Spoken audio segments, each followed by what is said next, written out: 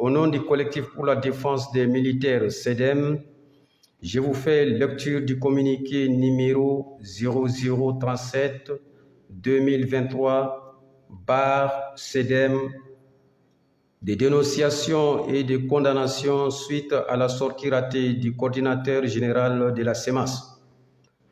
Le collectif pour la défense des militaires, en abrégé CEDEM, a suivi avec indignation la sortie malsaine du coordinateur général de la CEMAS, M. Youssouf Daba Diawara, sur les réseaux sociaux.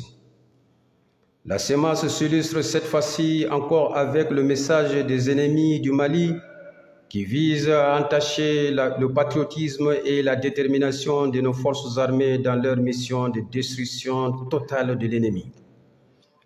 Ces manœuvres subversives et tendancieuses ne sauront dévier nos femmes de leurs objectifs nobles et pour lesquels elles sont aguerries et assermentées. Cependant, le CEDEM estime que la sortie de la CEMAS est préoccupante et représente une menace directe pour la sécurité et la stabilité de notre pays.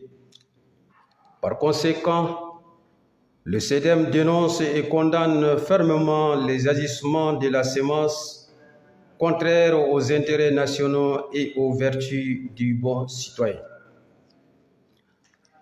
Nous rappelons que nos forces armées de défense et de sécurité sont le pilier de notre souveraineté et qu'elles doivent rester unies pour faire face aux défis sécuritaires auxquels nous sommes confrontés.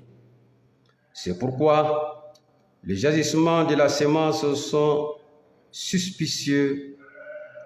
Il est donc indispensable, sinon même un impératif, que les enquêtes approfondies soient menées afin d'identifier tous les responsables qui sont derrière ces actes et de les traduire devant les juridictions compétentes en la matière.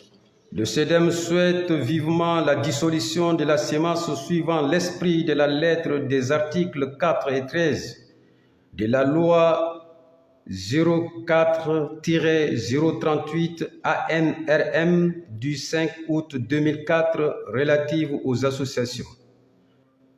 Le CEDEM entend porter plainte contre le premier auteur des faits, en l'occurrence le coordinateur général de la CEMAS pour manœuvres subversives et tendancieuses portant atteinte au crédit de l'armée et donc de l'État. Enfin, nous appelons toute la population malienne à la vigilance, à l'union sacrée autour de nos femmes dans cette mission noble au service de la République. La préservation de notre sécurité et de notre stabilité est l'affaire de tous les Maliens et chacun de nous est un réserviste pour faire face aux grands défis du moment. Nous sommes en guerre, nous sommes au front, nous sommes 23 millions de femmes.